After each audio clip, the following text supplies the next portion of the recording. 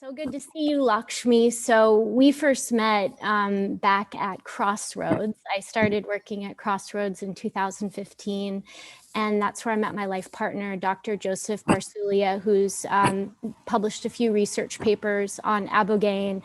And I just want to say this journey discovering this medicine and this tradition of Bwiti has been such a great blessing in my life. And, you know, I feel the great honor of having this opportunity, and also in some ways, you know, humbly undeserving considering the level of experience it takes for one to practice Bwiti in Gabon. So Bwiti comes from Gabon. It's a tradition from which, you know, the same plant that we're talking about today, Iboga, which is, you know, this beautiful plant that has over 31 known alkaloids, one of them being Ibogaine, which is the profound addiction interrupter. But what we're going to be talking about today is about this beautiful tradition that it's connected with. So my background as an initiate started, I was introduced to the plant in 2014. And I've been practicing in two different traditions. I've been initiated into the Mumbayano, which is part of the Fang tradition of Bwiti. I've actually gone through that initiation twice. I've been also in the Fang Bwiti in the tradition of Mimbar. And in more of the, what I would call, that's more of the feminine tradition of Bwiti, but more on the masculine branch of Bwiti. I've been initiated in the Gonde Misoko tradition. And so Bwiti is a lifelong study. It is a lifelong school. There is so much information, just like, you know, the ayahuasca tradition or the peyote tradition, there's so much information, but we only have 20 minutes today. So I'm going to speak just more in general terms. And I'm speaking here from my own personal experience of Bwiti. So some other people may be exposed to other traditions that may do things differently. And I try to preface that as much as I possibly can, because above all, I want to be 100% respectful to this tradition, to Africa, for which this beautiful tradition came from. So Bwiti is one of the oldest traditions, I believe, that has existed working with plant medicine sacraments. And the way that I think the evidence that leads into that is this understanding of how primitive the instruments that were used in the tradition. So typically in the Bwiti music, there is this polyrhythmic music that has these unusual beats. And interestingly, it has a medicinal benefit. So just like the Icaros in the ayahuasca tradition, in a sense, you know, have specific healing effects, these specific polyrhythmic beats have the ability to regulate the heartbeat, which we know that there are cardiovascular concerns with taking Iboga or Ibogaine. So it really helps to protect the heart. And then also in balancing the left and right hemisphere of the brain. So creating coherence and healing the brain. So what happens when you balance the left and right hemisphere of the brain is you open up this liminal space. So you open up this potential and this expanded level of consciousness. So many people that have studied one of the other medicines I work with, and I worked with at Crossroads when I was working at the center, is 5-MeO-DMT. And 5-MeO-DMT is known for its highest capacity for stimulating gamma frequency, which is the highest level of brain coherence. And I feel that when the brain is in sync is when these higher levels of consciousness and when we have access to these higher realms. So when we take Ibogaine in ceremony, in Bwiti, it's an opportunity to connect to the spirit world. And when we connect to the spirit world, we're also connecting to the ancestors. So in the Bwiti tradition, it's really this understanding of using the ceremony and ritual to connect to ourselves, to connect to the ancestors. And in the tradition, there are many different types of symbology, and that symbology actually helps in this representation and understanding of allowing us to connect to the mystical aspects of ourselves. So within Bwiti, the first symbolism that you see in a lot of the Fang temples is the tree of knowledge, which in biblical traditions, the tree of knowledge was really connected to, you know, some of you have maybe heard the story of Adam and Eve and the snake that tempts Eve to eat the apple.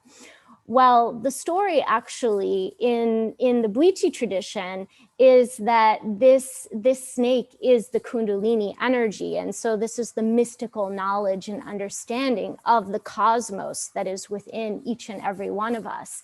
And it's through partaking in this sacrament of Iboga that we open up this channel. And this channel, which is in Bwiti symbolized by the black and the white, which you'll see very commonly in the face paint, as well as in the different colors of costumes, especially in the Gonde Misoko tradition, more so I would say in the more Bwiti from the jungle versus the Fang, which is more of Bwiti and Catholicism blended together. But the black and the white symbolize the blood of the woman and the semen of the man. So when we look at this understanding of the tree of knowledge, it's bringing us into this understanding of this dualistic realm that we live in and understanding our own dualistic nature. And it's in these understandings that we sometimes, the medicine will take us into these subconscious evaluations where we're going in and we're excavating past parts of our history, like childhood traumas. And what it will do is it will show us our lack of knowledge in those particular situations so that we can integrate. And so really understanding that this tree of knowledge, which is Iboga, is actually here as a wisdom tool to help us to understand ourselves better and to understand the nature of the world that we live in so that we can understand how to step into acceptance for ourselves, for others, what's happening in our lives, so we can learn to be more present, so that we can learn to receive. And so in the initiations of Bwiti, which is such a deep rite, you're typically spending anywhere from, 1 week to some people spend months going through various purification rituals in preparation for receiving the sacrament of Iboga. And in these initiatic rites, you begin as a newborn baby, what they call abanzi. Abanzi in Bwiti means to hatch. And so when you enter into the space, you have to wear face paint, and you're not allowed to sit on beds or chairs or toilets, because as you've entered the initiation, you are now a spirit in the spirit world, and you're going through this spiritual process. So this is where the psychospiritual healing comes into play.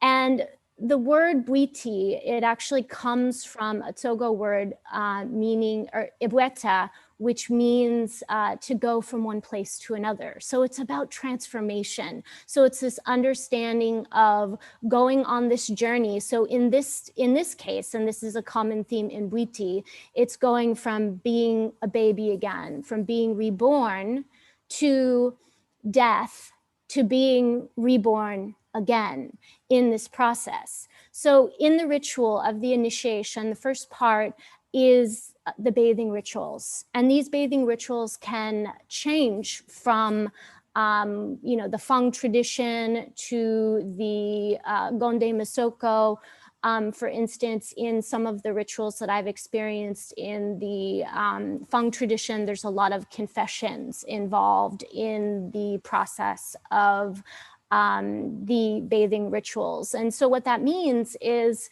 as you're connecting to the bathing rituals, there is specific divination done for plants that are made into a bath.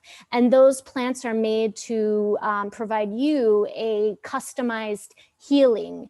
And many times, especially if you're, deeper in the jungle in different parts of Gabon versus, some of the villages are located close to the main capital city, Libreville, you'll actually go out to the jungle and you'll, take barks from trees and take specific flowers and plants, and there'll be different divinations done to use those plants. And in Bwiti, they believe that, we believe that the spirits of the plants are the genies.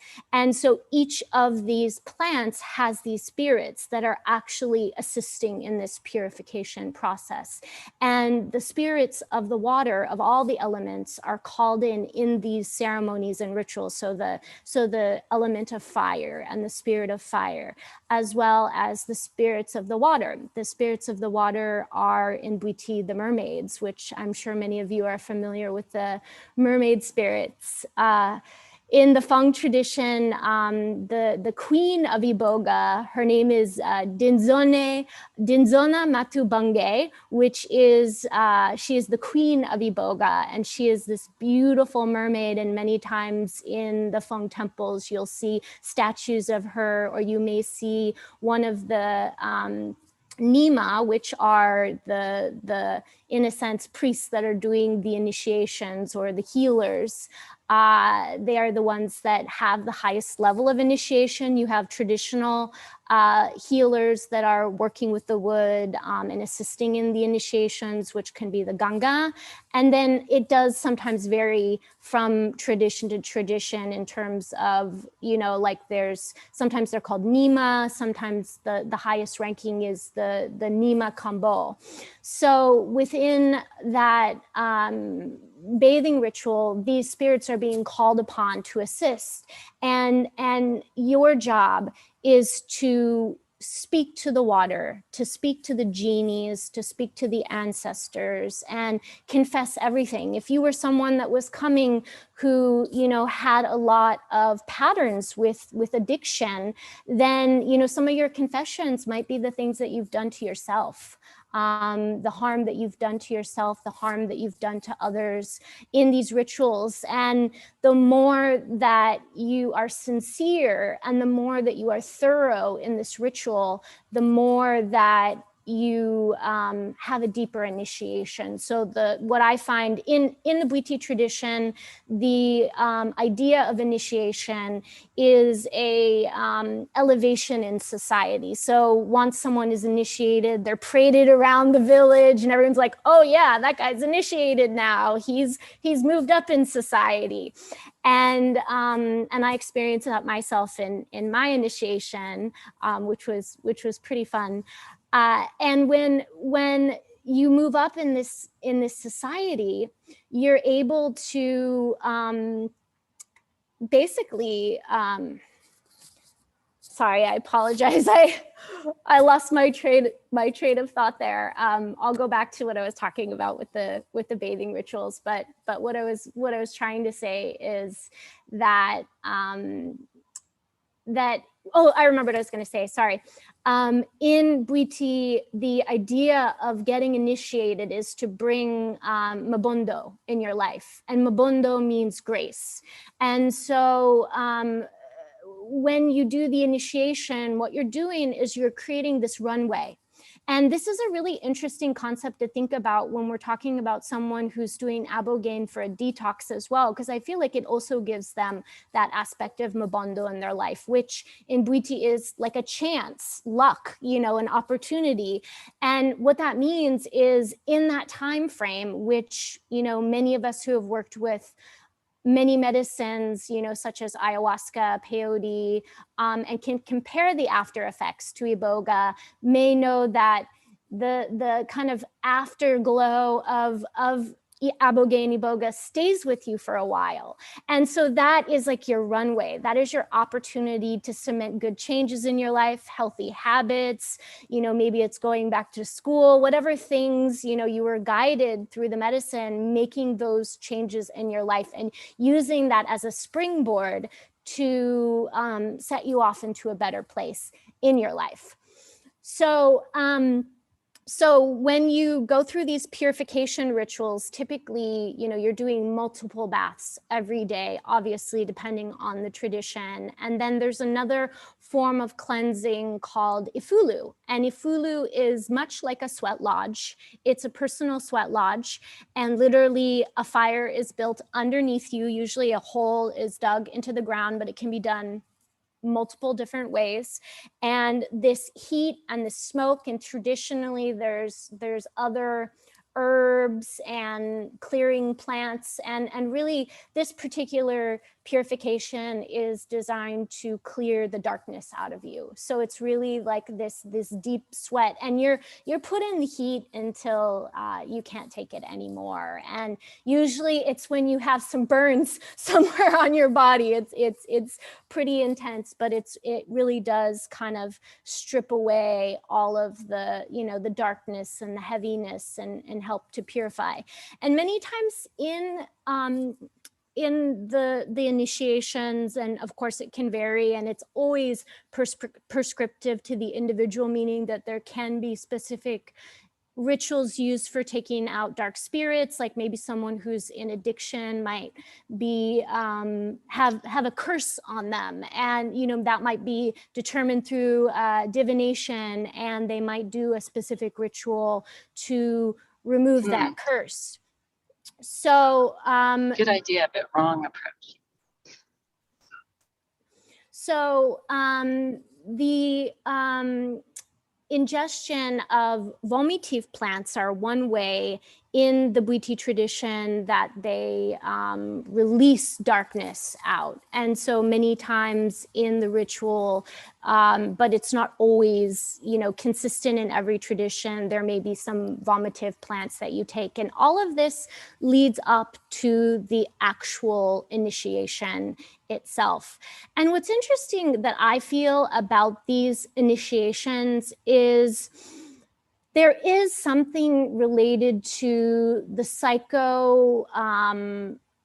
the psychological effects of ritual and ceremony, meaning that, there's been, like, for instance, my partner, Joseph, has written a couple papers on 5-MeO-DMT related to the set and setting and the ceremonial ritual. And there was a higher percentage, significantly higher percentage of mystical experiences with people who were in a ceremonial container. And so I do believe that there is something mystical that, just to speak to the comment that I heard come through, I think that there is something mystical to it. And I think it's more about that having a psychological feeling of leaving something behind. So it's not necessarily that ritual means now you're going to step out in the world and you're going to be perfect and your life is going to be perfect, but it's really that kind of feeling of leaving something behind that can have a positive after effect psychologically. So, and then, once you've gone through this rigorous, various rituals of purification, you actually go into the initiation itself. And that initiation can be different. For instance, in the Feng tradition, typically lower doses of Iboga are ingested, as where, some of the more Bwiti traditions that are deeper in the jungle, such as the Gonde Masoko tradition, you may take very high doses, kind of like what Daniel Pinchbeck talks about in his book, Breaking Open the Head. So to the point of not being able to take any more. And after that initiatic process, you really have quite a bit of time for reflection and for rest. And typically there is some types of ceremonies for celebration. What they call, in some of the traditions, they have what's called an outing ceremony. And that ceremony is really to kind of bring a sense of completion and a welcoming into the family, because once you're initiated, you become Bwiti. And so you are part of the Bwiti family. The other thing is, in some of the traditions, they have very special rituals that actually are like a confirmation of your initiation, and one of those being Edika. And Edika is really this ceremony of, you actually take plant, but it's in a banana, and typically there's other plants and honey on top, and that's really kind of taking this food for your spiritual journey, and kind of having this blessing inside you that you carry off into your new life. So, really what I feel is important about understanding Bwiti, and, coming from my own, and, again, like I said, I've only, been an initiate for 7 years. I have so much more to learn in this tradition. So this is my own personal experience. But where I think the bridge is between Ibogaine and Bwiti is, I do really feel a lot of these tools are valuable in the process of the detox. And I think that there are aspects of Bwiti that in being integrated into and keeping in mind, one important distinction to make is that anything happening outside of Gabon is not really Bwiti. You could call it Bwiti inspired, but in Gabon, when you work with this plant, with Iboga, you are going to work in initiation.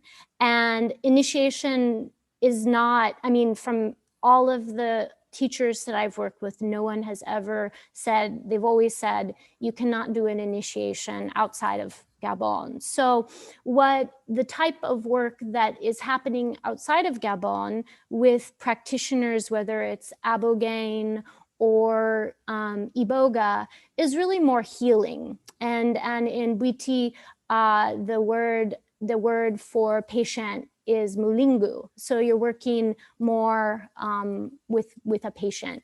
And so in no way would, like, for example, in the retreats that I do, working with Iboga, there are specific rituals that we use that my teachers have said that they like what we do and they appreciate what we do, but it's not an initiation. It's a specific ceremony that's been consulted with elders that is being done for psychospiritual healing. And so I do think it's really important that as we're, as the psychedelic movement is growing, and as we're all, expanding in this kind of bridging between, the more medical side of the movement and the more shamanic or traditional healing aspects of the movement, that we're really, being respectful in that. And so I think it's important to just educate people. And I think also, one thing that I want to leave with is that really in this phenomenology of the experience, which, I think it has a lot of, the common aspects of it, whether you're taking Ibogaine or whether you're taking Iboga, is really, like, at first understanding how to face discomfort, how to feel our emotions, how to feel sick, dizzy, nausea, shaking, drowsy, restless, all of these things, to accept these uncomfortable feelings that we feel. And then really kind of this cognitive evaluation, although as we know, all of these experiences are very unpredictable and it can be very different across the board with all these experiences, but really going in and doing a deep subconscious excavation, connecting and understanding our childhood traumas, making peace with people in our lives that, you know, we felt harmed by, or we have harmed in some way. And really like the brain resetting, which, you know, Jeff Camlett was talking about earlier. And, you know, really this medicine is one of the most profound medicines in terms of going in and scrubbing all of the calcification out of the body and really regenerating the system through the use of, you know, these powerful alkaloids, along with the technologies such as the polyrhythmic music. And I think also seeing our connection to the entire universe and our own individual role within that, which I really feel ultimately leaves us with a connection to our life, our meaning in life, our purpose, and our soul, and an increased feeling and sensory perception, which I feel is so distinctive specifically with the work with Iboga. And I really feel that it's like through that increased like embodiment, we're able to really tap into our intuition. And it's interesting too, because of, you know, my partner being such a nerd in looking at the brain scans and studies and how, you know, the intuitive centers of the brain are some of the same centers of the brain. Well, for instance, people who are highly intuitive in studies are the same regions of the brain that the Iboga is working in. And I've definitely noticed a huge connection with my intuition since getting initiated and going on this path. And then I think the most remarkable thing of all is just, you know, in my experience in this last 7 years working with, you know, quite a few people with this medicine, just people just without even have any intention, like removing compulsive negative behaviors, habits that are not supporting to their best self. Just, you know, even strange things like someone told me that they stopped biting their fingernails after doing a session. And so it really is truly remarkable how deep this tradition can go in and kind of scrub away all that stuff and give us a chance at grace in our lives. So I want to thank you guys so much. And I would love to open it up for questions for anyone that has any questions.